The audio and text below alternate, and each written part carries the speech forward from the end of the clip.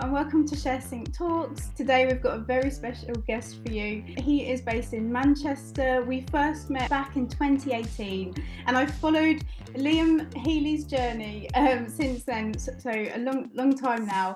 He's a fellow creative photographer, but most importantly, he's the founder of Heads UK. So welcome, Liam Heeley. Hello. Thank you. Thank you. Welcome to ShareSync Talks. So on Thank you for having me. You're welcome. On ShareSync, we like to talk to industry experts and get a bit of a flavour of what you do on like a daily basis, and just inspire our students as well to get into the creative industries. So, as you said, we met I think it was like 7 years ago, which is crazy to think. But when we met 7 years ago, that's when I was like knee deep in my freelance photography, freelancing all over the world with all different brands and all different kinds of people. And I remember because I remember on the way in, I put a PowerPoint together, and I put it together in the car on the way to the university, and then sent it you, and I saw it on the screen. Yeah. And then that was actually the first time I did a talk about my photography. So to be honest, like that one opportunity stepped me out of my comfort zone massively. But yeah, that was so from then, from I think it was 2018 to 2022, which was like 4 year period. I continued to do my photography. In between, so you're battling through COVID in between all that as well. Yeah. Exactly. So from 2018 to like 2020, I was doing my photography, traveling, and then from like 2020, that's when we went into lockdown. So I had to change. Because I'd already built my network, everybody knew that they could come to me for content. But instead of doing campaigns and photo shoots outside, I was doing like product photography, which my mum will not thank me for, because I was transforming the kitchen into a studio. But we had to do what we had to do. And that was, to be honest, I think in COVID, that's when a lot of things changed in terms of just content, and people like content became so much more impactful and so much more important. And I think especially like everybody was inside, so all these brands were battling to put the best ads on Facebook and win all the customers over the competitors, and I was like in the middle of it creating all the content. So it was great for me, and I wasn't part of like the rat race. I was just enjoying creating and watching the magic happen. And then when it got to when we came out of lockdown, I went to America, and then when I got back from America, I think after being there and seeing how creative people are there and what the industry's like there and the support system, because I was in Hollywood, and I know like there's a bit of controversy with Hollywood and all this, but I think seeing that support system there and being a part of it and seeing how it supports actors and creators, when I came back to Manchester and realised that there wasn't anything like that here, that's what then motivated me to start Heads. So Heads started through like over the past like 8 years, I had worked all over the world, and I'd gathered so much feedback in terms of like what creative people need, what support they need, like, because it's not as black and white as just needing money. Like it's not as black and white as just working to earn money, or with creativity, it's all about fulfillment, and it's all about like feeling happy in what you're doing, and like it's all about enjoying what you're creating. And seeing that impact as well that it has on community groups, individuals, how it responds from it as well. Even if you put out a post and you don't get as many like likes or shares or whatever it is, but that response that you get yourself from what you created. I think this is where like social media, you have to have a good relationship with it. Because one of the big things at the minute is like when someone does a post on TikTok and it only gets 500 views, if you put 500 people in a room, like that's a lot of people. That's a good way of thinking of it. But it's like comparison, so you'll see your other top creator get more likes than you, and then it'll make you feel not as good about your content. But I think like the thing is that the reality of being a creative in this industry is, as I said, it's all about fulfillment. And I know people with 1 million followers who are so unhappy Mm. And then I know people who aren't on Instagram at all, and they're so happy. And it's all about finding what makes you happy and what works for you.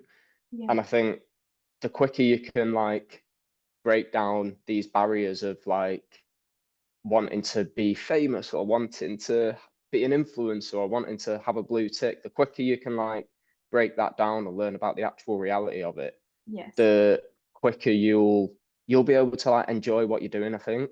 Absolutely. Absolutely. I Yeah. think it's yeah, It's coming down to yeah, that original ethos of why you're yeah, doing something. So here at Media Communications, our ethos is critique, challenge, and create. And it's not even just creating media, which is obviously a part of the course, but also thinking yeah, about creating new knowledge, creating new ideas. And I know that at Heads UK, that's something that you do as well. So things like I think you do yeah, is it a photography walk as well? yeah, yeah. Yeah. Yeah, so we do a range of so talking about like creating, one of Yeah. the best things about Heads is like we've built a platform and built a business where we can come up with an idea Mm. and we've got all the resources to like make these ideas happen. So for example, when it comes to like one of our events or like a photo walk, um, it's so many people come to us asking for these opportunities to create content with influencers and with models, Yeah. because they find that doing test shoots are great because you know it's like you one on one with a model. But I Hmm. think with photo walks and just our meetups, you can meet so many people at once, and instead of walking away with one model in your portfolio, you can have like 20. Yeah. So so we listen to that feedback about people wanting them, and then we get really like creative with the marketing. And as I said, that's one of the best things at Heads. Like we come up with an idea and we're able to execute it. So Yeah. when it comes to a photo walk, it's for us, it's really good because it's like minimal effort Mm. because we're literally just outside. We don't need to transform a space for an event, Oh. and it's actually one of the most impactful. So it just kind of shows how something that takes the least effort can be the most impactful. Hmm. Because I think people think like you have to put so much effort into something for it to be big and impactful, but in actual fact, when you actually just look at the fundamentals of what a photographer needs or what a model needs, Yeah. being around creative people is it. Like that's it, and that's part of like this Heads office as well. It's just being around these creative people. Doesn't matter if it's outdoors, doesn't matter if it's in a cold warehouse, if it's Hmm. like in Hmm. an office, it doesn't matter where it is. You put two creative people together and they can just have a chat and they'll inspire each other. Yeah. Um, and that's where the photo walks came from. And I think, as I said, we when we realised how impactful they are and Mm. how much content people actually make and how much networking people do, it's our events are like a no-brainer for us just to keep putting on and keep doing. And we recently did make them all free as well, so Oh, we don't charge for any of our oh events. wow. And it's so that Um, means it's so much more accessible for people as well. yeah, it does, and because even like a £5 ticket, it some people might not see that as like a barrier to entry, but it is.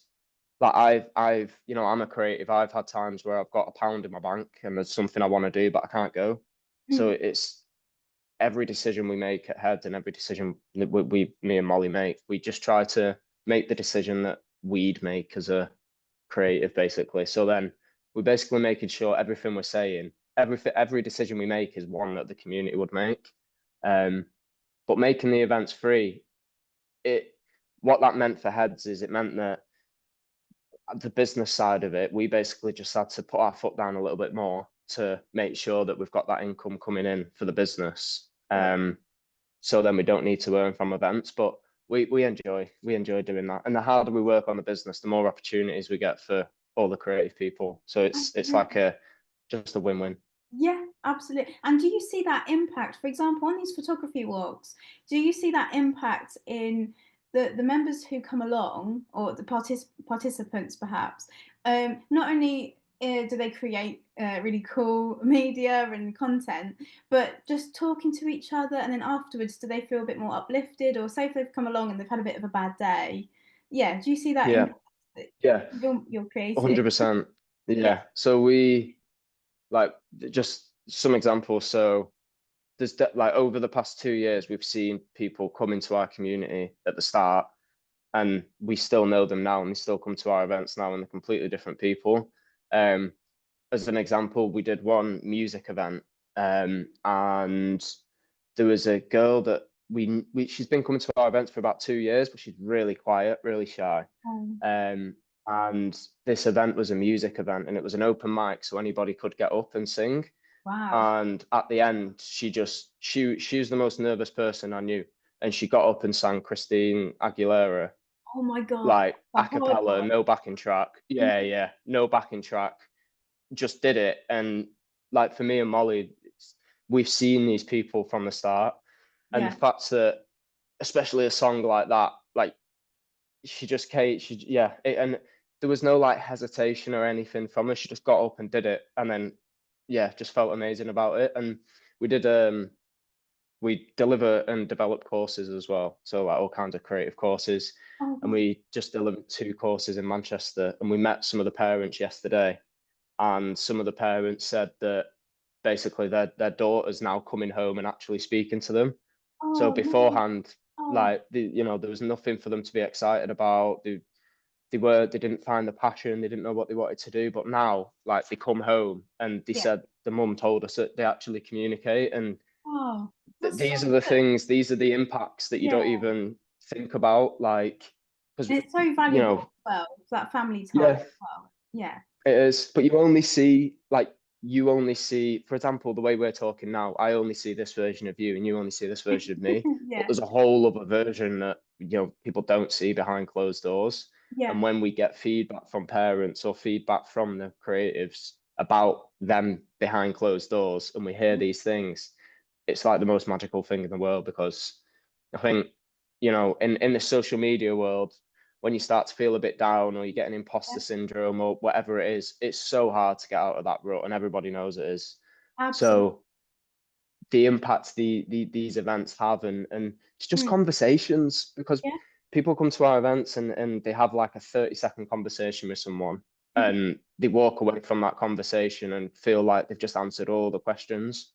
Or Oh. even when people come to our events to speak to Mm. me having a conversation with someone, it's like no skin off my back.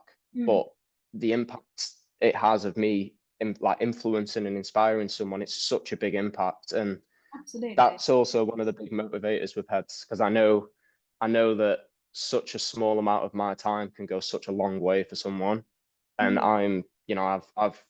I've experienced so much, and I've traveled the world, and I've worked with the biggest people. I'm Yeah. ready now to put my time into people. I don't look for a return from people. Like, it's purely, I enjoy speaking about being creative, and I think there's just so many people that benefit from like conversations like this, and conversations that creative people have when they get together. Definitely. Absolutely. Absolutely. Oh, Liam, it's inspiring me already, and I, I hope for our listeners as well. You've only just recently moved Heads UK into Media City, but I believe it Yeah. started from, just an apartment. Yeah. So so I guess, so since I was 15, I'd either worked from home, worked from coffee shops, a local co-working space, Mhm. and that's just how my life was. And then a couple of months ago, we started speaking with Media City about a really exciting partnership. Mhm. And Media City, I feel like, is like, there's just nowhere. Like in Manchester, there's other places where heads could be, like Northern Quarter and Spinning Fields, but because of what Media City does and the name of it, like it's the little mini city all based around media. It's basically perfect for us. Yeah. So we started the conversation with Media City a few months ago, and it's very similar to like when we do events at venues. So we'll speak to them and understand what they're trying to achieve. Mhm. And what we very quickly came to realize is, like, every company now wants community and they want creativity. So when it came to us conversating and working out how we could work together, Yeah. it's we can naturally bring people into a space. Like, we've moved in here, and we've got a list of like 150 creatives that are going to come in Oh my and do, God. post stories. And we've got a Polaroid wall as well, so that's our proof of who's Oh. come in. Oh, we need to But be on there. We need to yeah, it's come quite over and cool. visit. Yeah, And yeah, we yeah. do, we do. So yeah, so we started the conversation, and then a week and a half ago we moved in. So, and I think one of the biggest things that it's made me realize is Mhm. when you work from home, or when you work from home, or when you go into coffee shops and jumping around different places, I feel like you're forever chasing this, like, this stability, and you're Yeah, forever chasing yeah, this, like, okay, I can sit here for hours and not get distracted and work. Or before you go to the coffee shop, you set this expectation in your head that's like, right, I'm gonna get this done, but then you mm, get distracted in the coffee shop. yeah. Oh, and the And expense as since I moved, well. The expense, like you, coffee is so well, expensive. exactly. And Or you go to a coffee shop, you spend a fiver on a coffee, then you realize there's no yeah, plug sockets, and you're yeah, like, oh no. yeah, Like, and at the end of the day, all them fivers just add up, keeps yeah. adding up. Oh, Like, yeah, and then yeah, after a month, you've spent over like £100, and that's a co-working space. That's how much co-working space costs. yeah. Um, but yeah, I think ever since moving in here, it's made me realize that when you work from home, you kind of forever chasing this stability that is Mm, not impossible, but it's really hard to actually achieve. mm, Um, and after moving into this office, I've been looking at, like, the offices available just around for creatives. And there are offices you can hire for like £100 a month. And when okay. you're looking at like coffee shops and how much you spend, Hmm. like, it's, as an individual creative, you can actually put that money into an office instead. Yeah, Um, and I think just for our headspace and my productivity, it's just done absolute wonders. yeah, Um, and one of the best things about the office, as I was saying before, is like, with Heads, me and Molly run the day to day, and we do all the business and creative and back end. But we work with so many freelancers, so whether they're working on projects for us, or hmm, whether they've done a shoot for us and they're editing photos, yeah, we invite them into this space to come and work, and they feel the same benefit as we do. Because usually they'd go to a coffee shop and they'd be there for a few hours, then finish the photos at home. But hmm. when you come to the heads office, you come in, you get your free coffee, and then you just crack on with work. And I think there's always another creative person in here. I That's the was best just thing. about to say you're around other like-minded people who are creative Yeah, and share. And then when you're yeah, obviously we have those moments where we need to like plug in and like work, but then there's other yeah, moments where we're like, what do you think about this? Or can you give me yeah, some yeah, advice? So I bet that's nice, yeah. that space. 100%. It's like, yeah, I think we've wanted like a physical space for people to be able to come to. Mm. Like today we've got Ruben coming, who's a model. He's modeled for Vogue Italia. Wow. And then we've got Amran. He's called Sigs. He's our producer. He does like DJing, and Oh, he's a nice. spoken word artist, and he produces music. So Media City have commissioned him to do a piece. So he's coming here to like do the writing of it and stuff. Wow. And then whilst to be honest, whilst he's here doing the writing and working, Mm. the fact that I've started vlogging now as well, it Yes. allows me to it gives us another layer to be able to like involve people in the brand. So Yeah. before, how we'd just work and we'd message, and then he'd send us something, we'd approve it, etc. Now he can come to the office, we Mhm. can talk, we can vlog it, everybody can meet Cameron, like clients can see him. And Oh. I think just over the content and the people coming into the office, and just like all the branding and all the little details, it's just really added to this like creative space that we've created. It feels amazing. And it's giving them that platform as well. Like you say, it supports them, promotes their work, what they do, Yeah, as well as yourselves, of course.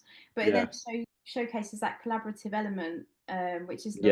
yeah, So you mentioned about vlogging, sorry. So yeah, I know because I've known how long was it? 7 years. I can't believe it. I still yeah, yeah. and Wow, I know. But I remember that vlogging isn't new to you. You've done this before. No, You used to vlog your photography work and freelance work yeah, that you had previously.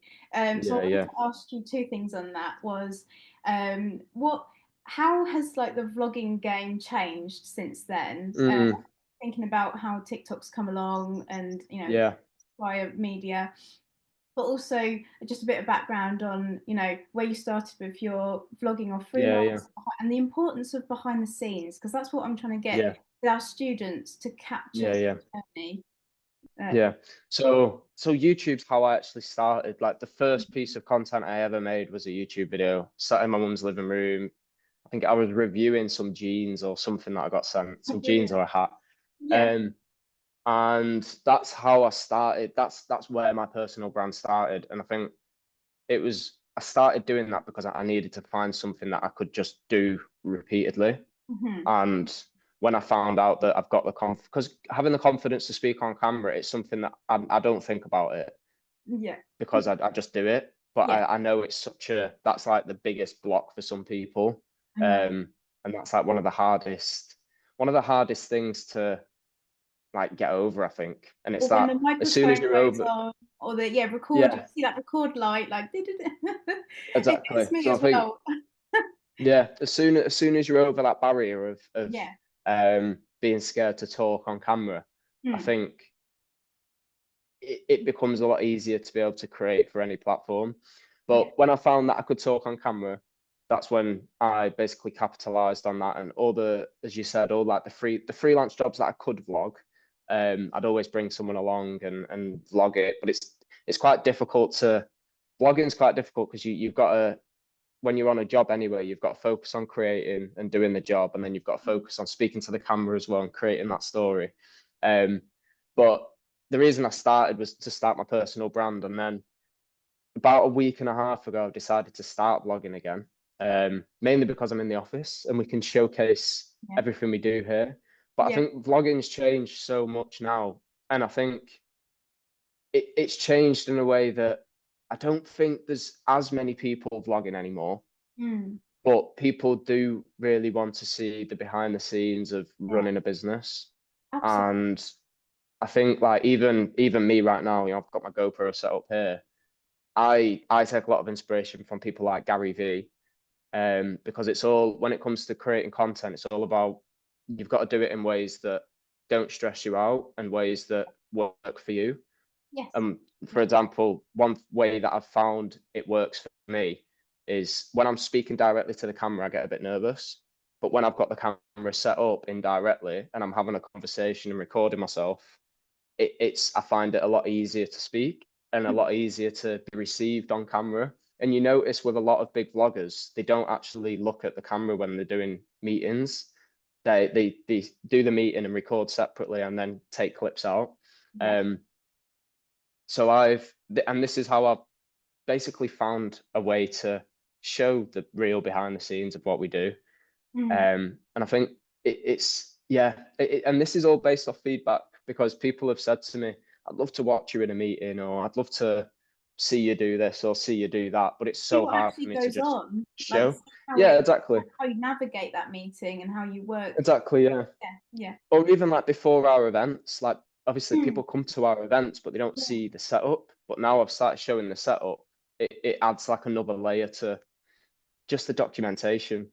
But I think just talking about documentation in general and behind the scenes, Yeah. as a photographer or as, to be honest, any craft, Mm. like I see as an example, I see a lot of photographers just posting their work on Instagram and not them. Like you can't actually see who they are.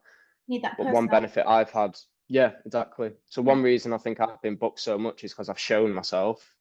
So instead of somebody messaging a random Instagram page offering to pay them, like you're basically messaging a Pinterest mood board there. You don't know who you're Mhm. paying. But if you message me, you're going to see who you're paying. You can see the community we've built. So you see where the money's actually going. Like me and Molly do collaborative posts, so you can see who runs Yeah. heads. And we just put Yeah. a face to it. Exactly. And I just, even now that we've started vlogging and we've started documenting working with brands, it's going to make more brands want to work with us because Hmm. brands want to be involved. A lot of brands want to be showing the behind the scenes of stuff. And if creators like me can come along and show the behind the scenes for them and post it to my platform, it's like a win-win. Absolutely. Um, Absolutely. but I think one of the biggest benefits of behind the scenes is just that like your future clients can see you in action and they can actually see like where the money's going. Because I think with photography, you could book a photographer and you don't know if they're just going to turn up with a camera, an iPhone, you don't know if they're going to turn up with loads of equipment, a big light, you don't know. But if you've got this behind the scenes showing, like on your way to a shoot and you're showing all the stuff that you're carrying, your clients are going to look at that and be like, okay, this person has all the equipment, this is what they come with. And it breaks that barrier. But don't get me wrong, clients as well, because then you can see, exactly. okay, so you're doing it this way, maybe they might try it, or obviously they won't exactly. do the same as what you can never like replicate that same image that you've made. Yeah. But they might try and do something similar. I think over like the past 9 years, I've generated so much work as a freelancer, not just in the UK, like all over the world. And like the biggest part of that is the personal brand that I've built. And that personal brand's been 50% posting my work and 50% posting me. And it's not just photos of me, it's videos of me talking, because that's another barrier that you can break down. But yeah, I think that the personal brand has been built from a range of different content, posting my work, posting my thoughts, posting me talking, posting videos of me working, and just a range of different content. And thing is, I've failed more times than everybody else. And that's how I've found what's worked, because I've tried and tested so much stuff. Exactly. Now I know, what works, and you just can't be scared to fail. Like if you post something and it gets 100 views, like don't stop that posting you again. I post and I get 50 views, and I post again and it gets 10,000. So it's just like, I don't let low views get to me. I just think, right, I've posted that one. Now I focus on the next one and focus on the next piece of content, etc. Yeah, exactly. Oh, thank you, Liam, so much. This is so inspiring. No worries at all. As well, because we do say to them, especially at university, it's that we provide a safe space for them. It's okay to fail in that space. It's better to do it there than working in industry but learning as you go as well is so important. 100%. I'm still learning. We've got this office. I'm still learning as we go. Like there's, we're learning every day, and I think as long as you're open to it, and as long as you understand that you are going to have to keep learning, and it's just a constant learning game, then that's like the best way to live. Because I think you just wake up excited every day to take on new challenges and break down barriers. Absolutely. So something we do on ShareSync, mainly on our podcast, but we've started to do it on ShareSync Talks and now recently ShareSync Live that launched this week, is we ask our guests, can you share something to add to our playlist? That could be something that you're watching, reading, listening to. I would say there's a music video director called Cole Bennett. Okay. And he's basically got a platform called Lyrical Lemonade, and he started it like 10 years ago. Right. And what he did was he records music videos for artists, and then instead of the artist putting them songs on their YouTube, Cole will put them on his, which will grow his platform. So he's now got like 10 million subscribers, something insane. But if you watch Cole Bennett's TED Talk, that is that's incredible, because it just talks about him from a young creative to working with people like Eminem and all these people, and how he grew his platform, and just the tribulations that he had to go through to get to where he is. But the TED Talk, Cole Bennett TED Talk, because I know a lot of TED Talks sometimes are from the older generations, but this one from Cole is really good, really impactful. And to be honest, Wolf of Wall Street is one of my favorite films. So that's one as well. And Limitless is also one of my favorite films. Brilliant. So the couple there. And well done on your move to Media City with Heads UK. Well done. Yeah, great job. And we'll be seeing you soon. Yes. Yeah. I can't wait.